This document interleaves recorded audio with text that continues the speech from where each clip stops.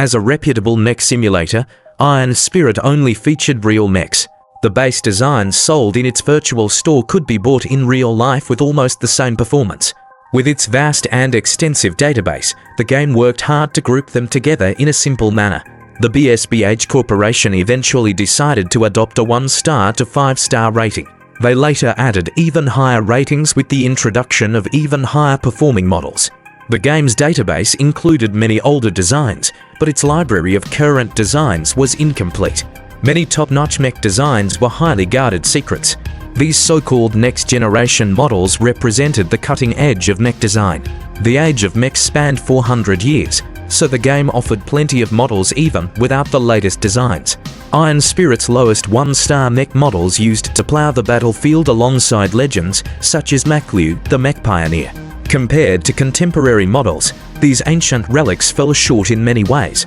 They were slow, clumsy, inefficient, and sometimes looked ridiculous. When Vess took a peek at these clown-like models, he wondered if their designers had a few screws loose. Systems Designer Mode already loaded one such design. The Fantasia 2.0 incorporated a radical humanoid design scheme and was the second iteration of a flawed first edition. The Fantasia masked very little due to its slim and narrow design, allowing it to run faster and longer than the stockier models available at the time. These gains were made at the cost of other parameters, such as armor and firepower. For whatever reason, the designers shaped the Fantasia 2.0 in the form of a woman. Its concave torso, sloping breastplate, thin limbs, and narrow head evoked the appearance of a supermodel dressed in skimpy armor. The older 1R model already looked like a feminist's worst nightmare. The manufacturers doubled down by attaching hair-like sensor threads on top of the 2R's head. The sensors at least served a practical purpose, since they turned the model into a decent scouting mech. Since the Fantasia was such a light and thin mech, Vess had very little leeway in modifying its parts without destroying its good points. In contrast, Vess could easily tinker with heavier models, shaving 10% of its mass without sacrificing too much of its defense. After applying modern techniques to the ancient design, he could easily raise the performance of his variant by 2 or 3% compared to its base model. This Fantasia the system provided me is really too skinny. Since he couldn't go for the route of subtraction, he needed to find another way to add value. Vess could easily improve the design by adding additional components. Unfortunately, the system only provided the license of a single component, giving him very little options. The virtual component license the system gifted him came with an overly lengthy name. The creators called it the Gemini Twin Rear Ejection Energy Booster. The complicated component did 3 things at once. First, it allowed a cockpit to eject from the rear in case of emergencies. It provided a fairly large amount of energy storage, allowing mechs to last longer without resupply. Lastly, it provided a large amount of straight-line acceleration with its boosters, though such boosts consumed a lot of energy. Normally, such attributes matched perfectly with the Fantasia 2R's focus on speed. There was only one major snag. The Gemini's dimensions were drastically oversized. The Gemini had been designed to accommodate the first heavy mech in existence, the Megacrab. This mech was a behemoth that required 8 legs and twin cockpits for 2 pilots. Trying to affix the Gemini system to the Fantasia 2.0 was like trying to put a stuffed backpack onto a clueless toddler. If only I had more assets. I can't do much without more licenses. I'm not good enough to modify the base design extensively. Vess tinkered with the system's designer functionality. Surprisingly, he found it remarkably easy to implement his modifications.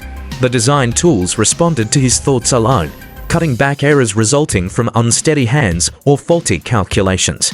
The designer's assistance to his work was like adding wings to a tiger. Despite his enjoyment, Vess found it hard to wrap up a finished design in a single day. He reluctantly shut down the mech designer system and took care of his needs. He gobbled up a cheap nutrient pack and cuddled his new pet to sleep in an unfamiliar bed. Vess wrestled with the problem for 3 more days. He spent most of the time trying various ways to combine the hefty Gemini add-on to the thin and wispy Fantasia frame. From a total of 17 attempts, he outright failed 15 times, leaving only a couple of barely functional designs. When he projected the design in all of its glory, he felt like finding a hole to burrow into. It looked ridiculous. Vess had attached the Gemini to the rear of the frame. It sounded simple, but the Fantasia's various restrictions made it a tricky problem. The profile of the 2R's lower torso was so thin that the Gemini simply couldn't be attached to that location. He already tried to do so several times. From his many attempts, Vess concluded he could only attach the Gemini onto the upper back or the lower waist. Since placing such a heavy add-on too high would severely unbalance the Fantasia to the point of tipping it over, Vess could only add the Gemini onto the Fantasia's waist. The combination looked obscene. His cheeks turned red as he beheld the model's mock-up. Its only saving grace was that the custom design had improved on some points. Though the mech became heavier and less agile with the addition of such an uneven weight, its straight-line traveling speed rocketed upwards. The pilot also enjoyed a massive increase in safety with the improved cockpit ejection system. It could eject both cockpits at once, one real and one decoy. This provided a marginal benefit in Iron Spirit, as a successful ejection lowered the cost of repairing a defeated mech in the game. Alright system, does my first design make the cut? Scanning design. Simulating performance. Completed. Do you wish to name the design? Let's go with Fantasia to Ari. My variant's rear end is the only thing that's improved. Design evaluation. Fantasia to Ari. Variant name. Fantasia to Ari. Base model. Fantasia to R. Original manufacturer. Kezia Armaments. Weight classification.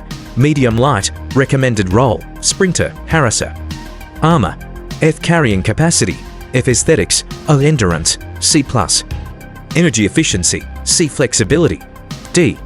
Firepower. D+, integrity. Immobility. B+, spotting. B. X factor. None. Deviance.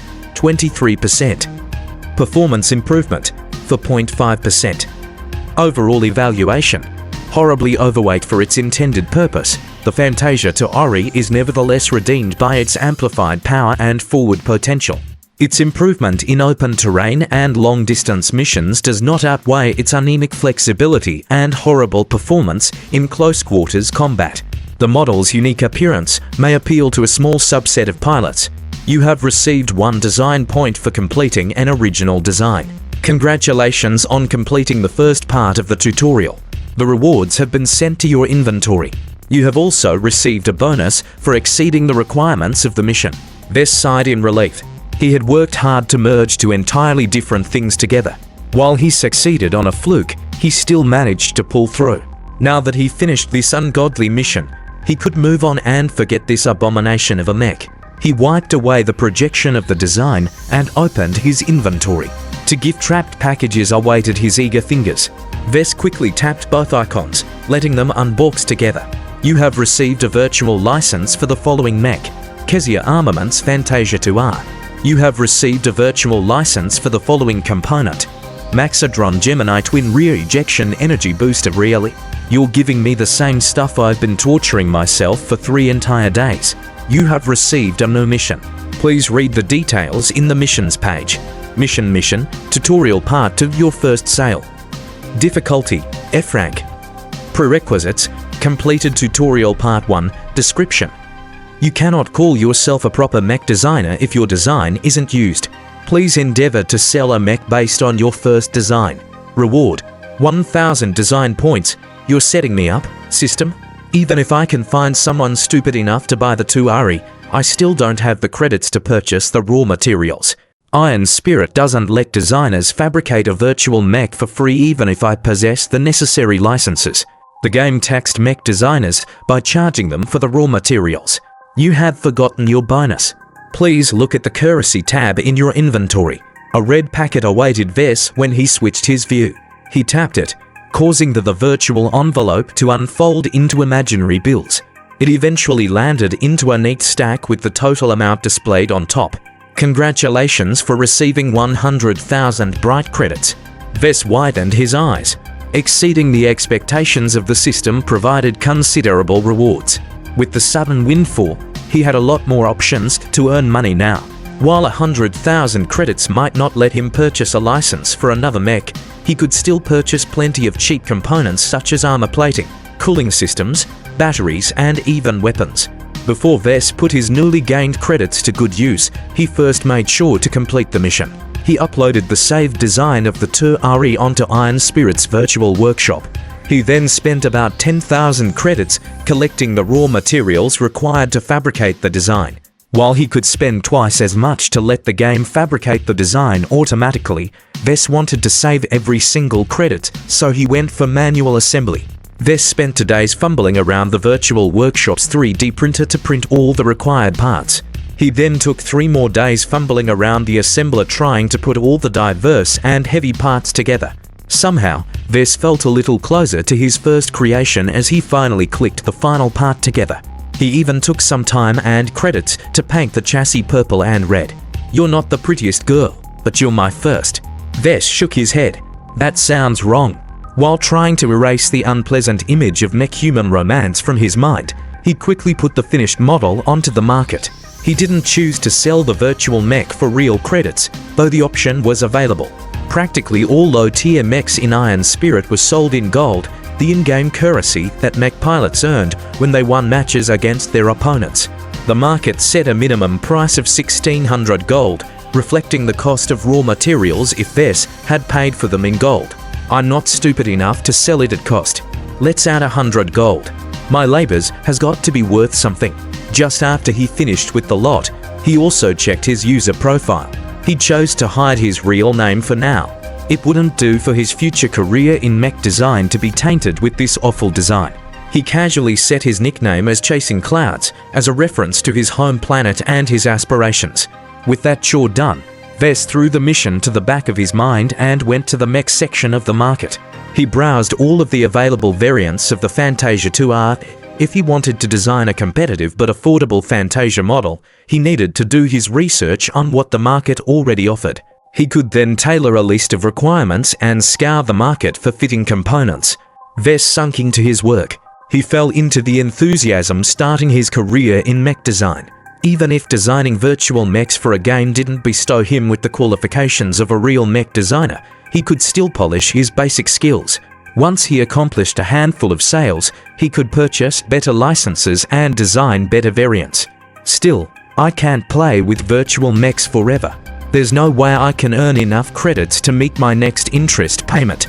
He needed to earn enough credits to fund the operations of his real mech business.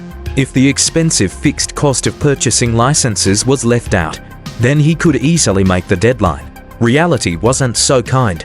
Virtual licenses only apply to in-game designs. There's no way I can afford a legitimate production license with my current assets. Actual production licenses came with prohibitive costs and restrictions. For the privilege of using another company's intellectual property, Vess had to pay a high price.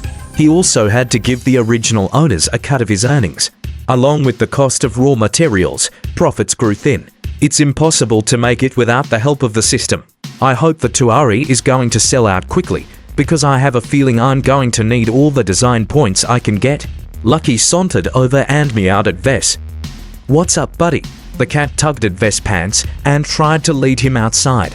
Curious, Vess followed the mischievous cat outside and spotted something sparkling behind the weeds. Vess came close and picked it up, revealing a green gemstone. Upon realizing its significance, he hurriedly dropped it down. "Even if you're a machine, I'm still not touching your crap," Vess told the cunning cat. He scanned the gem according to the system's instructions. Emerald of Minor Armor increases the durability of a mech's armor plates by 0.5% when installed. For a gem of its size, its effects were heaven-defying. Despite the paltry boost, the gem cost nothing to make. If he kept feeding Lucky the same cheap ore, he could end up with a pile of emeralds. If they all had the same effect, they might accomplish something great if combined. System: if I have 2 of the same gems, do their benefits stack? Of course not. A mech can only benefit from a limited amount of gems. Gemstones that provide the same effects do not provide more benefits when put into the same mech. Every time the system hinted at something amazing, it turned out to be limited. "I need to feed my cat something better," Vess muttered and resolved to order something better and have it delivered to his workshop tomorrow. Unknown to Vess, on the other side of Cloudy Curtain, a certain 12-year-old potentate sat down in a fully enclosed simulator. He had just finished school and rented a simpod from the local gaming center downtown. The boy avidly played Iron Spirit ever since he recently finished his basic lessons on mech piloting. It hardly turned him into a qualified pilot, but it allowed him to pass the minimum requirements to finally play the game. Calling himself Shifter 66 in the game, he enjoyed piloting faster mechs. There was something about running in a multi-ton machine that charmed him. Playing the heavier mechs bored him to tears. He preferred to be quick on his feet, pestering enemies and dodging shots rather than slugging it out in a head-on collision. As a 12-year-old, he couldn't lay any claim to greatness, but he thought he possessed a solid foundation in piloting the simplest of one-star mechs. He played a couple of hundred matches, and while he lost most of them, he still managed to put together a few thousand gold for a new purchase. When Shifter 66 visited the game's online market, he somehow wavered his attention to a line of feminine models. A young man like him already started to pay some attention to the girls in his school. He channeled that energy to the graceful models on display. He picked a random direction to explore further, coming up on the old but still fairly popular Fantasia series. While the boy only half-heartedly inspected the models, he made an abrupt stop once the random selection displayed a highly unusual variant. The boy held out his palm, freezing the image and allowing him to look at the model in greater detail. Fantasia 2R tier, 1 star. Base model, Fantasia 2R. Purchase price, 1,700 gold. She looks perfect. A more demanding mech pilot might comment that the mech looked horribly out of balance. Any sane pilot might also complain that the added weight of the variant's rear addition served to slow it down to the point of making the mech useless in any short-distance engagements. Shifter 66, on the other hand, kept his eyes glued to the rear end. "I've got to have it." And so V's first mech got sold.